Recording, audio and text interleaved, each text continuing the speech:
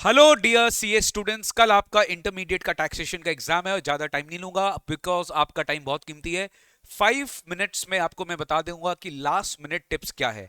ध्यान से मेरा 5 मिनट ये बात सुन लो, क्योंकि कल का आपका एग्जामिनेशन ये 5 मिनट का वीडियो सुनने से बहुत ज्यादा अच्छा जा सकता है। मैं कुछ अब नॉर्मल चीज तो बोलूंगा नहीं, नॉर्मल चीज बोलूंगा लेकिन इफेक्टिव टू द पॉइंट बात करूंगा, नो बकवास, सीधा काम का बात करूंगा। सर, सीए इंटरमीडिएट का टैक्सेशन का एग्जामिनेशन कल है आपका। प्रिपरेशन जो भी हो गया उसके बारे में हम बात नहीं करेंगे, बिकॉज जैसा भी हो, एक प्रिपरेशन आपका अच्छा हो गंदा हो, कल आपको एग्जामिनेशन में बैठना है। अभी अपने को पॉजिटिव रहना है, अपने को अपने माइंड में कूल रखना है, काम रखना है, नर्वस नहीं होना, पैनिक अटैक्स नहीं लाना है, क्योंकि अब जो हो गया सो हो गया। अब आप बहुत ज्यादा ड्रामेटिकली चेंजेस करने के लिए मत जाना। अपने हेल्थ को फिट एंड फाइन रखो, अपने पॉजिटिव एटीट्यूड को एकदम बहुत टू द पॉइंट रखो, किसी से भी बात मत करो। अगर आपके कुछ चैप्टर्स कुछ पॉइंट्स मिस किए हुए हैं तो एक बार उसको देख लो, टच कर लो। कल 12-1 बजे से पहले आप अपना बुक्स को प्लीज बंद कर दीजिएगा, अपने माइंड को थोड़ा सा 1-2 घंटा रिलैक्स करने के लिए दीजिएगा, so that your mind can process what ever you have learn till 7 to 8 months before your examination. आपने जो भी लर्न किया वो आपका माइंड प्रोसेस कर सके। तो please do not go into panic study. Panic study मत करिएगा, ऐसा मत करिएगा कि आज रात भर तो आप पढ़ेंगे और कल सुबह जब आपका एग्जाम है आफ्टरनून को, अब आप आपके कोई भी हेल्थ में इश्यूज आ सकता है। अनफॉर्चुनेटली गाइज, बहुत सारे बच्चों का इस तरह के प्रॉब्लम्स आते हैं, तो मैं पहले आपको बोल दिया आज की नींद बहुत इंपॉर्टेंट है। Please at least slip for 6 to 7 hours. Sir, last minute tips क्या है? सबसे पहला, पेपर लेंदी आएगा, ठीक है। टैक्सेशन का पेपर लेंदी आएगा तो तुम ऐसा सोच के जाना कि पेपर लेंदी है तो तुमको एकदम घोड़ा की तरह दौड़ना पड़ेगा पूरे के पूरे 3 घंटे में। अनलाइक अदर पेपर्स, टैक्सेशन का पेपर ग्रुप 1 में सबसे ज्यादा लेंदी आता है, ठीक है, because you don't get much time. 4 marks में भी आपको बहुत सारा राइटिंग करना पड़ता है, बिकॉज प्रैक्टिकल भी है, थ्योरी भी है, प्रोविजन एक्सप्लेन भी करने पड़ते हैं, नोट्स भी लिखने पड़ते हैं। Try to attempt 100 marks. बहुत सारे बच्चे बोलते हैं 80 मार्क न कर गए हैं, 20 नंबर छोड़ दिए, टाइम नहीं मिला। प्लीज ये सब नहीं बहानाबाजी चलेगा। किसी भी तरह से 100 नंबर अटेम्प्ट कर लेना, बिकॉज स्टेप मार्किंग मिलता है टैक्सेशन के पेपर में। अगर आप एक पर्टिकुलर क्वेश्चन में 4-5 लाइन, 3-4 लाइन भी लिख कर आ जाएंगे ना, आप नहीं ब्लैंक छोड़ेंगे, तब इंस्टीट्यूट आपको 0 देगा। लेकिन किसी भी तरह से अगर आपने कुछ लिख कर आया है, कुछ सेंसिबल लिखा है, तो आपको स्टेप मार्किंग मिलेगा, गोज विदाउट सेइंग। तो please please please please try to attempt full 100 marks. हाँ, वो अलग बात है कि आपको कुछ आता ही नहीं है, कुछ ब्लैंक है, कुछ भी नहीं आता, तो बात अलग है। लेकिन 100 मार्क्स अटेम्प्ट करने का ट्राई करेगा। पहला 15 मिनट जो आपको मिलेगा ना, उसको बहुत वाइजली यूज करेगा, बिकॉज इस 15 मिनट में आपको आंसर तक नहीं पहुंचना है। इस 15 मिनट में आपको सीक्वेंस डिसाइड करना है कि आप कौन सा क्वेश्चन पहले करेंगे, कौन सा क्वेश्चन बाद में करेंगे। अब होता क्या है कि एमसीक्यू और डिस्क्रिप्टिव टाइप क्वेश्चंस में स्टूडेंट कंफ्यूज हो जाते हैं कि एमसीक्यू पहले करना चाहिए कि डिस्क्रिप्टिव टाइप क्वेश्चन पहले करना चाहिए। अगर आपको एमसीक्यू इजी लग रहा है तो एमसीक्यू को पहले सल्टा देना। लेकिन बहुत सारे स्टूडेंट होते हैं जो एमसीक्यू में कंफ्यूज हो जाते हैं, मतलब ऑप्शन ए भी लग रहा है, बी भी लग रहा है। केस स्टडी बेस्ड क्वेश्चन में बहुत डिफिकल्टी लगती है कि हम नहीं कर पा रहे sir case study based question. अच्छा, केस स्टडी बेस्ड क्वेश्चन जो है एमसीक्यू का, वो भी तुम्हें 15 मिनट में ही पढ़ना पड़ेगा। मतलब ये बात बोलना चाह रहा हूं मैं कि पहले तुम एमसीक्यू वाला 15 मिनट में ना, पहले एमसीक्यू मत पढ़ना, पहले डिस्क्रिप्टिव टाइप करके टिक लगा लेना कि कौन से सीक्वेंस में मेरे को, किस सीक्वेंस में क्वेश्चन अटेम्प्ट करना है, कौन सा मेरे को छोड़ना है। लेकिन उसके बाद आप ट्राई करना, भले 5 मिनट ज्यादा लगे, 2 बजे आप पेपर स्टार्ट मत करो, आप 2:05 को स्टार्ट करो, 2:10 को स्टार्ट करो, लेकिन इंश्योर करना कि आप एमसीक्यू पहले एक बार गो थ्रू कर ले ओवरऑल, ठीक है। जैसे केस स्टडी बेस्ड क्वेश्चन में पहले केस स्टडी को मत देखना, क्वेश्चंस को देखना। क्वेश्चंस को देखना कि एग्जैक्टली क्या पूछ रहा है, determine residential status, determine salary, determine total income, determine deductions. तो आपको पता चल जाएगा कि हाँ, इस चैप्टर से हमको पता है। फिर आप केस स्टडी को देखना और फिर केस स्टडी को कनेक्ट करना क्वेश्चन से, तो इससे आपको केस स्टडी सॉल्व करना ईजी हो जाएगा। तो ये चीज आप जरूर करिएगा।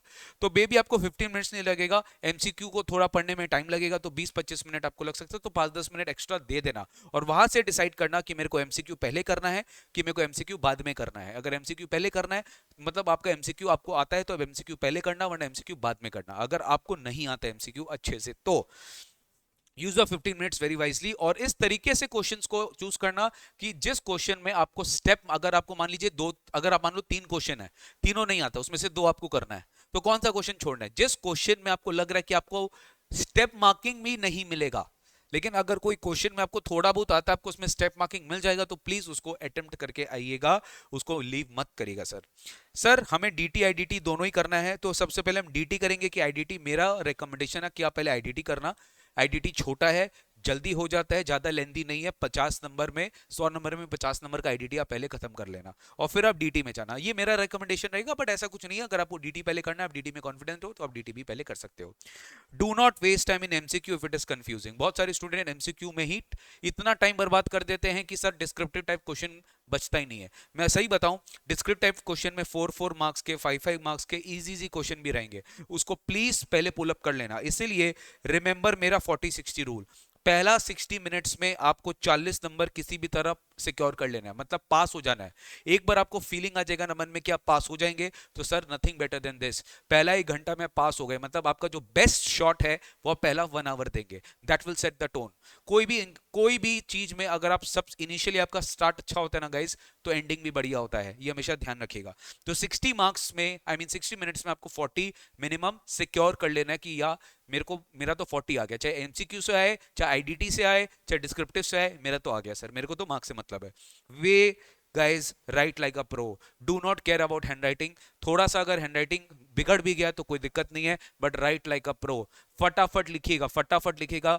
डू नॉट केयर कि यार हाथ दुख रहा है, पानी पीना है, वो है तो ठीक है, drink adequate quantity of water, but please don't waste time. You should have a watch just beside you, जहां पे टिक टिक टिक आपको दिखता रहे, और आपको डेफिनेटली इस चीज का एहसास होना चाहिए कि अगर आप कोई क्वेश्चन में टाइम दे रहे हैं, हर एक मिनट इज काउंटिंग, हर एक second which is should make it count. ऐसा नहीं कि आप अननेसेसरली कोई टाइम वेस्ट करें। कोई भी ऐसा क्वेश्चन पहले मत उठा लेना जो कि तुम पहली बार देख रहे हो। तुम पहला 1 आवर 1.5 आवर ट्राई करना, तुम वही क्वेश्चन देखो जो क्वेश्चन या तो तुमने क्लास में किया, या तुमने कहीं पे सॉल्व किया है या तो तुमने पीटीपी एमटीपी में देखा है, वही क्वेश्चन सबसे पहले उठाना।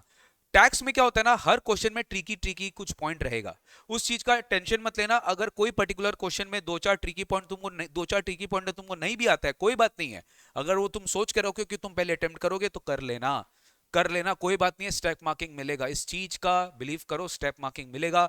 जैसे मान लो टोटल इनकम का क्वेश्चन आपने कर लिया, एक तो टोटल इनकम का क्वेश्चन पहले करना मत, आपको छोटे छोटे मार्क्स पहले करने चाहिए। पहले रिटर्न ऑफ इनकम आएगा, टीडीएस टीसीएस आएगा, पता ही आएगा, सैलरी आएगा, ये सब क्वेश्चन आएगा ही, तो ये सब आप पहले सल्टा लीजिएगा कि यहाँ से डायरेक्ट क्वेश्चन आता है। एचपी आएगा, पीजीबीपी आएगा, टोटल इनकम को पहले हाथ मत लगाना, क्योंकि टोटल इनकम में ना बहुत कॉम्प्लिकेसीज होते हैं, सोचना पड़ता है, तो इसमें टाइम चला जाता है।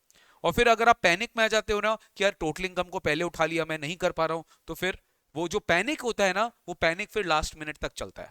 पैनिक मत होना, पूरे पेपर में पैनिक मत होना। अटेम्प्ट 4 मार्क्स क्वेश्चन जो सबसे आपको पहले अटेम्प्ट करना चाहिए, शॉर्ट वंस को पहले अटेम्प्ट करना चाहिए, जो फटाफट आप आंसर लिख के क्लोज कर सकते हो उसको पहले अटेम्प्ट करना चाहिए, उसको बाद के लिए नहीं छोड़ना sir. Remember 40-60 rule. And last में मेरा एक ही उसूल है, stay calm, don't take stress. Panic attacks लाने का दरकार नहीं है, बिकॉज अब जो हो गया सो हो गया, उसको आप चेंज नहीं कर सकते सर, आप बिल्कुल चेंज नहीं कर सकते। जो भी है अब आपको गेन ही गेन है, आपको अचीव करना है। थोड़ा सा भी अगर आपने अभी अपने गोल से डाइवर्ट किया तो it will be very difficult for you to score marks in the examination guys, ठीक है। My best wishes to all of you. अगर आप अभी भी टेंस्ड हो, लग रहा है कि कोई चैप्टर्स मेरा छूट गया है, कोई बात नहीं है, कोई बात नहीं है, प्लीज ज्यादा इस चीज को माइंड में मत ओवर करिए। जो हो गया सो हो गया। अगर आपको लगता है कि आप कोई टॉपिक से मेरा मैराथन मेरा जो टॉपिक्स है वो मेरे चैनल में अपलोडेड है, आप जाके फटाफट चेकआउट कर सकते हो। कोई टॉपिक आपको लगता है कि नहीं मेरे को ये ठीक से करना है, तो आप फटाफट वहां जाके चेकआउट कर लीजिएगा, ठीक है ना। तो thank you so much, take care, God bless you, and I am very sure that आप लोग बहुत अच्छा करेंगे कल के पेपर में। Take care, God bless you. और अगर आपका पेपर कल अच्छा जाए या नहीं जाए उससे फर्क नहीं पड़ता, मैं जानता हूं कि आप एक स्टूडेंट हो, आपने अपना 100% दिया, वही होता है सर, वही होता है, दैट इज इंपॉर्टेंट। आपने अपना 100% दिया, वही इंपॉर्टेंट है। एंड आई एम श्योर आपका पेपर अच्छा जाएगा, पॉजिटिव रहिए, बहुत ईजी आएगा पेपर, और आप अच्छे से अटेम्प्ट भी करके आओगे सर, ठीक है। See you very soon, take care, God bless you, all the best for your examinations, take care.